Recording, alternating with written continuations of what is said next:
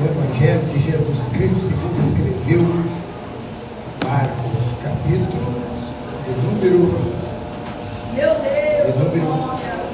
4.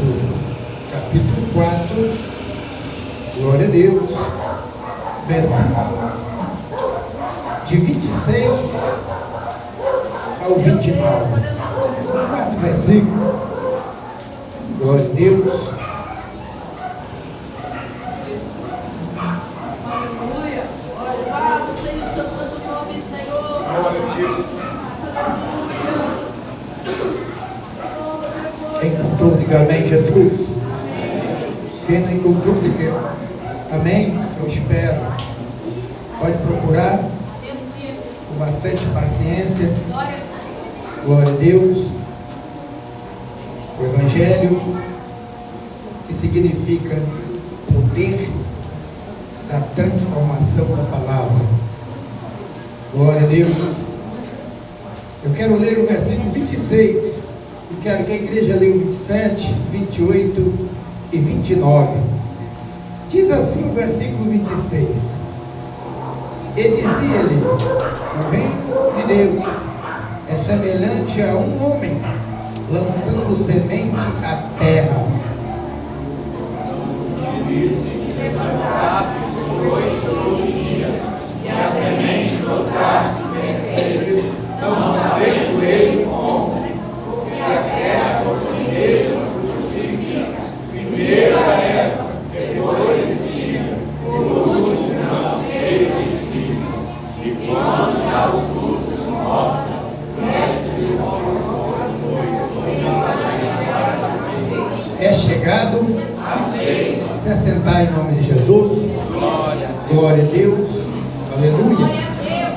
Estamos nessa noite, família. Queremos agradecer a Deus por tudo que Deus tem feito em nossas vidas. Amém? Estamos vivendo os dias trabalhosos, né, irmãos? Nos dias atuais. Segundo as pesquisas, irmãos, metade ou mais da metade dos homens que se citam nos dias atuais, tiram sua própria vida, é porque não tem um apoio familiar, né? Não tem um apoio familiar em seus lares, porque o homem foi criado para o trabalho, e o homem, durante muitos anos, o homem deixou de ser amado, ou deixou de amar a si mesmo. Muitos achavam que o homem seria como se fosse uma máquina de trabalho, só servia para trabalhar e trazer conforto para dentro dos lares. Quantos lares destruídos por causa dessa sabedoria? Quantos homens perderam suas vidas achando que não era amado, achando que a família que ele tinha constituído só queria desfrutar daquilo que ele tinha para entregar. E nessa noite, como culto da família, não estou pregando apenas a ilustração. Muitas das vezes o homem é tão cobrado, irmãos, é tão cobrado. Falta isso, falta aquilo, você tem que fazer isso, você tem que fazer aquilo. É só cobrança o tempo todo, né? Mas aquele abraço, aquela compreensão, aquele carinho, aquela paciência de esperar, talvez não está tendo nos dias atuais. E por isso há muitos lares inflamados, lares divididos, aonde que a esposa ganha o dinheiro e faz da parte do dinheiro dela o que ela quer, aonde o marido pega o dinheiro que é parte dele e tem que sustentar a casa, porque a responsabilidade é do homem. Mas nessa noite eu quero apenas dar um alerta para nós da igreja.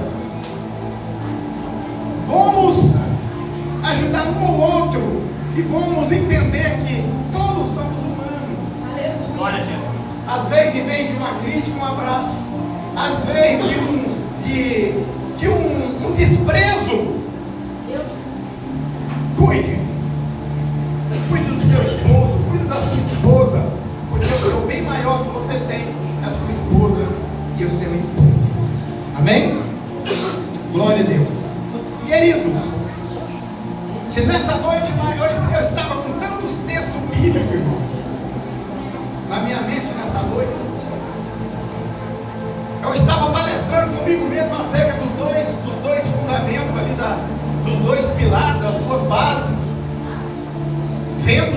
desastre acontecendo ao redor de nós, isso me chamou muita atenção. Né? Porque quando você ama a sua família, você quer o melhor para a sua família. Você não quer colocar a sua família em qualquer lugar. Não é?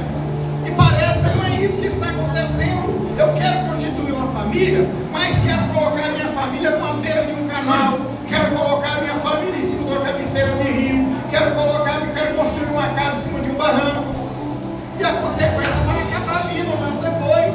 E muitos vão culpar que é Deus que é culpado, vão culpar que é isso, vão culpar que é aquilo, vai botar culpa nisso, vai achar alguém culpado dessa tragédia.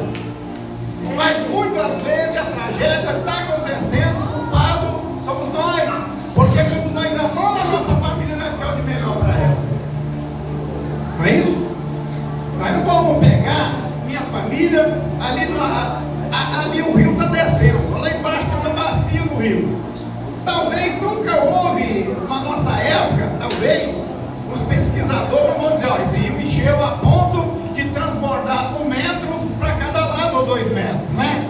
Mas talvez os ancestrais do passado já viveram isso, talvez esse rio já encheu, já transbordou de água, já destruiu tudo que estava de um lado e do outro.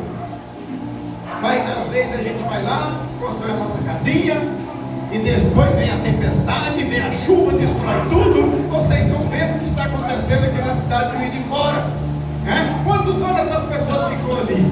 Olha o que aconteceu já na semana passada, no meio da semana, na segunda para terça, e os tragédias vêm até os dias de hoje. Amém?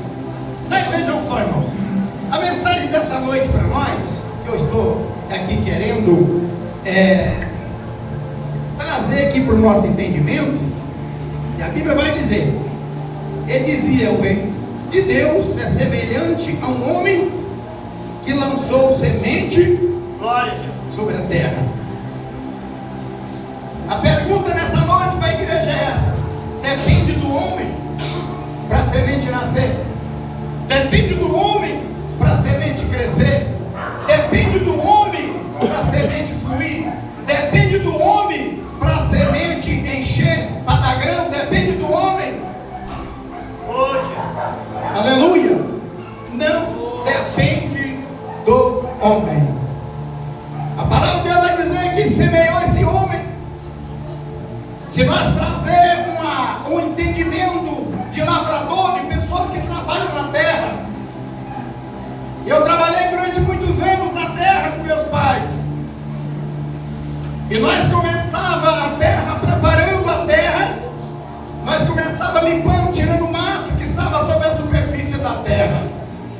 Depois daquela terra era arada, tirava totalmente aquelas madeiras que ficavam sobre a face da terra, e somente quando a terra estava pronta, bonita, a terra, é que nós estávamos ali, já com a semente selecionada para plantar. Mas o meu pai ainda pensava, vou esperar mais um pouco, porque a terra ainda está seca, ainda não houve chuva. Se nós plantar nossa semente nessa terra da forma que ela está, apenas do que vai acontecer: o sol vai aquecer a face da terra, e essa semente vai apenas germinar, e não vai nascer por causa do sol, porque a semente ela tem líquido, e o líquido da semente ele aquece com o calor do sol e morre antes de nascer. Oh, glória a Jesus. Então é preciso ter um conhecimento, é preciso entender, irmão. E aqui a palavra está dizendo de um certo homem. Aqui está fazendo uma comparação, porque Jesus ele falou por parábola, porque Jesus falava por grupo de pessoas de acordo à cultura, o conhecimento de cada grupo. Se eu fosse pescador, Jesus não ia me falar de terra, ia falar de pesca. Se você era agricultor, Jesus ia falar com você a respeito de grão, de solo. Se você mexesse com gado, Jesus ia falar a respeito da pecuária, porque quem é pecuarista entende de pecuária. É verdade ou não é? Quem trabalha no mar entende de pesca, ele sabe o que precisa para pescar. E aqui Jesus estava falando de uma cultura linguística, porque naquela época, querido irmão, o maior bem que a família tinha era alimento. Então nós sabemos que o mundo daquela época vivia através de planta, vivia através de grão. Quando tinha alimento era um povo rico, quando tinha água era um povo rico, mas se faltasse água, se faltasse grão, aquele povo era considerado pobre, era um povo considerado sofredor, era um povo que estava na mão dos espectadores, daqueles que tinham poder nas suas mãos, e a pessoa que não tinha as condições financeiras ficava na mão daqueles que tinham. Aleluia! Então por isso foi contado essa parábola. Aquele agricultor preparou a terra e semeou a semente, dia e noite. Tanto faz se eu invertesse aqui, de dia ou de noite, ou de noite ou de dia, não sabendo aquele agricultor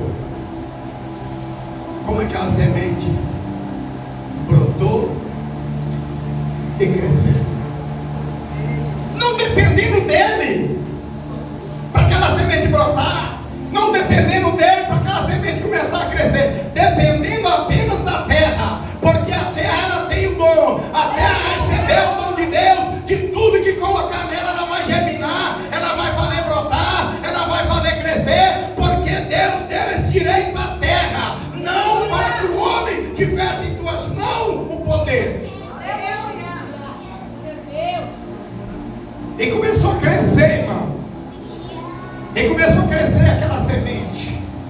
A primeira coisa é que quando a semente germina e nasce, a primeira coisa que vai acontecer nela, na linguagem é chamado augusta, que é a parte do caule, que é aquela madeira, né, da planta, aonde que, naquele corpo onde que recebe folhagem, e aonde que está em desenvolvimento a espécie que foi plantada. E que me chama a atenção que aquela espécie começa a crescer, não é? Ela começa a crescer, e quando ela está crescendo, claro que nós estamos pregando uma mensagem de minutos, mas se você for pesquisar isso aqui demora 3 meses, 2, 4, depende do tanto. Mas nós pregamos em minutos, né? Queremos passar para a igreja em questão de minutos aquilo que estamos no nosso coração. Mas voltando aqui, segurando um pouco essa mensagem, eu estava olhando ali para Tiago, capítulo 3, que era o desejo do meu coração nessa noite, mas eu não ando em mim. Observando Tiago com a sabedoria que tinha, ele explicando o tamanho de um navio, gigante um navio, sobre a face das águas. E Tiago observa que o leme é a peça menor que tem uma embarcação gigante. E o leme do navio é ele que desloca o navio, faz ir para frente, faz ir para trás e faz ir de lado. Ele é pequeno, mas com poder grande de fazer aquela grande embarcação se locomover. Aleluia. Eu estava observando isso. E observando Tiago, ele continua dizendo: olha, o homem sábio, ele consegue conter a sua língua.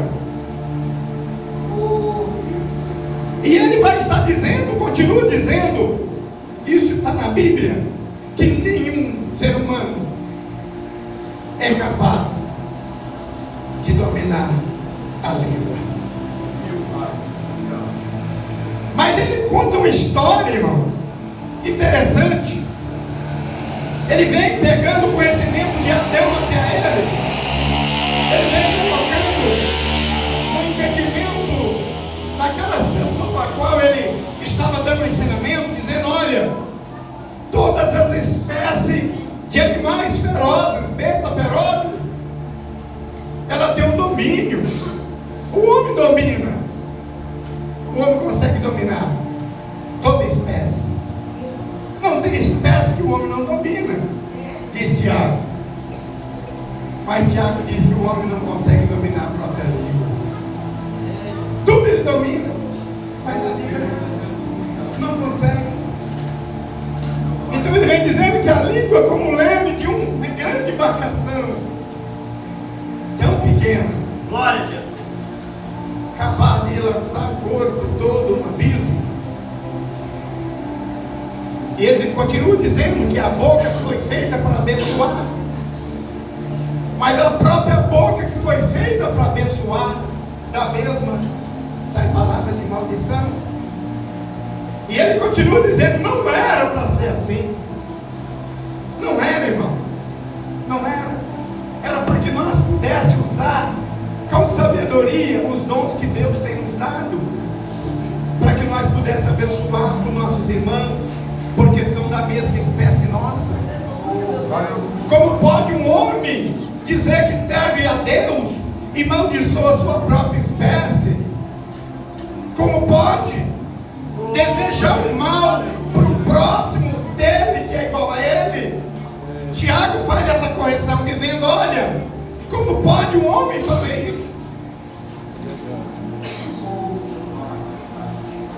E aqui nós aprendemos uma parada bonita,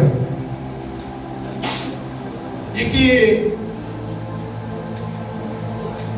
essa semente germinou, cresceu, e agora, observando que ela vem a sua época de flor, e depois da flor dessa planta, ela dá um botãozinho. Depois daquele botãozinho que ela dá, ela vem logo em seguida a flor. E quando o agricultor olha para a sua lavoura, que ela está cheia de botão, ela está florida, ele se alegra dizendo: a lembrança, ou é o que traz na mente de um agricultor que vai ter um ano abençoado, porque a flor representa uma esperança numa lavoura. A flor tem tudo a ver com o crescimento de uma lavoura. E ele olhando e vendo, ela passou um período e agora ela cria, ela começa a soltar a espiga. Aleluia. Agora ela começa a soltar a espiga, e logo em seguida, dentro da espiga começa, irmão, a formar os grãos. Você consegue entender isso? Você consegue entender o que Deus quer te mostrar para você nessa noite? Aleluia. O grão começa a crescer dentro da espiga. Oh, glória a Deus. E observando ele, o tempo do grão, ele cresce. Ele cresce a ponto de, quando ele olha, esse grão já está maduro. E quando o grão está maduro, ele vê o quê? Ele vê a ceifa, a colheita, porque já está na hora da colheita. O que eu quero dizer para a igreja com essa mensagem nessa noite é que tudo isso que a mensagem falou somos nós, somos a igreja. O que eu quero dizer para você é que você já está, a espiga já está formada, porque foi Jesus que pregou esse evangelho. Ele preparou a terra, os discípulos plantou a semente e ela germinou e brotou. Somos nós nessa noite que estamos aqui na casa de Deus ouvindo essa palavra. E uma coisa eu vou dizer para você: a espiga já está com grão, aleluia, e esses grãos já estão chegando à fase da colheita. E quando a espiga estiver madura, aí vai acontecer a colheita. Quando essa igreja estiver pronta, vai acontecer o arrebatamento dessa igreja. Então, por isso, nessa noite, que nós temos que olhar e entender que Jesus Cristo já está voltando para arrebatar a tua igreja. Aleluia. Glória a Deus. Eu ensinei para os irmãos que a palavra correta não é Jesus vai voltar. A palavra correta, Jesus está voltando. Porque quando Jesus subiu ao céu, ficaram olhando. E o anjo então desceu diante dele e disse: varões Galileu, varões irmãos, que estáis olhando? Esse mesmo Deus que subiu. Olha só a palavra que está na boca do anjo. É o mesmo que vai voltar. Jesus vai voltar. Não está voltando.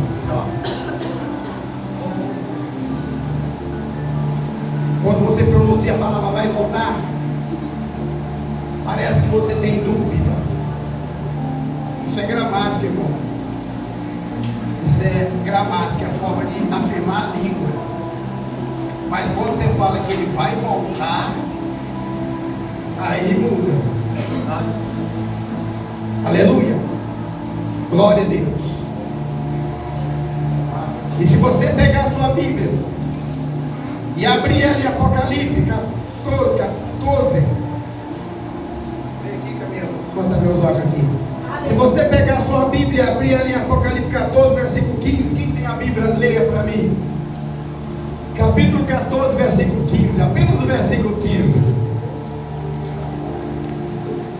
Glória. Aleluia. Aleluia. Glória.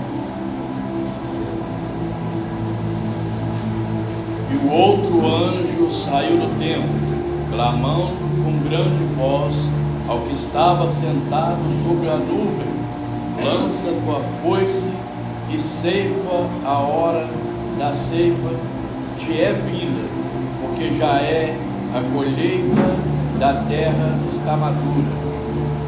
Glória a Deus. Viu aí, pastor? Viu aí?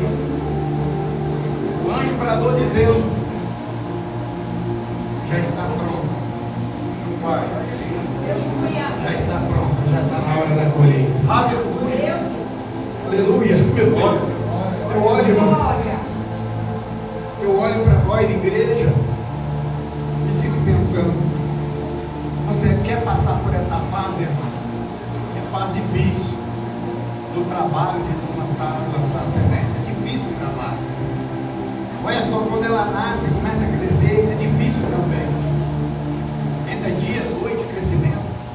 Depois que ela entra na fase de germinação, de crescimento, onde com a espiga, tem o tempo do grão crescer dentro da espiga e depois tem o tempo de madurar.